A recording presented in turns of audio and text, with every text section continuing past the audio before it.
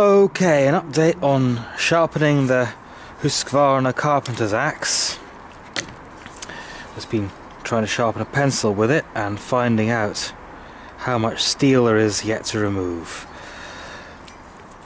It's taking a time. I had to go with the file, pounded away at it, had to go with the oil stone, that took forever, then went back to the file, and I'm not entirely sure if you can see, but I've still got some original grinding marks there and there, and there and there.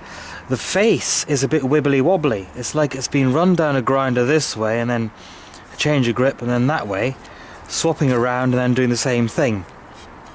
It's left a sort of an S-shaped section to the steel, so it's got a bit of a bulge here and a bit of a bulge here.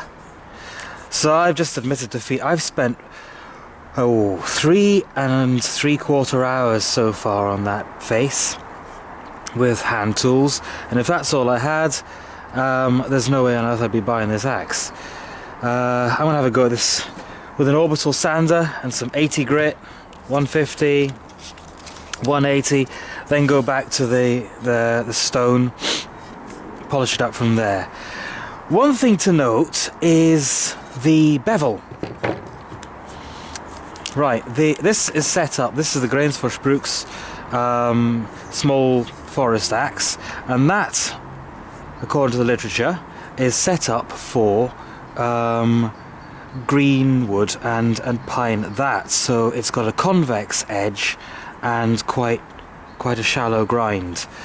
Apparently for hardwood you'd want a more obtuse grind.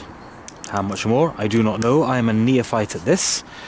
And while the Fiskars has a beveled edge with a flat bevel, and as I understand some carpenter's axes do, I'm going to set this up for green pine, frankly, with a convex edge and quite a shallow one at that, because that's what I intend to be working with it.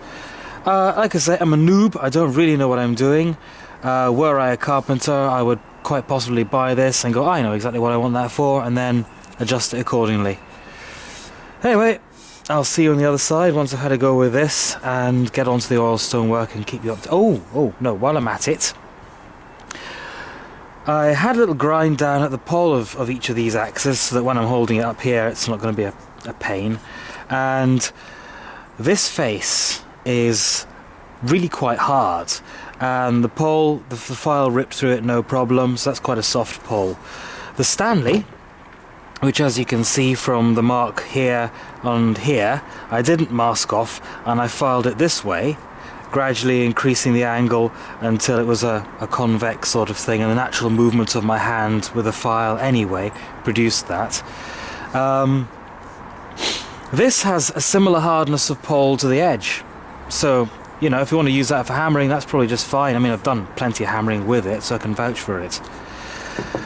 The Brooks, I haven't touched the face, so I don't know how hard that is, but I would say that the pole is pretty much as hard as the Stanleys, or at least it's as resistant to the files I've got as the Stanleys.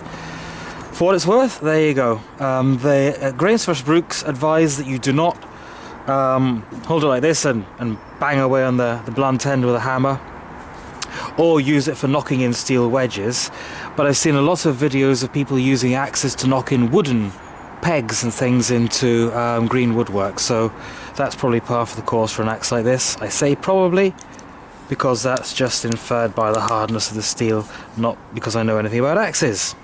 Right, see when I've done more to this than, well, than currently has been, and when I've basically got the kind of profile I want, and I'm either on to the next stage or it's done entirely, whatever.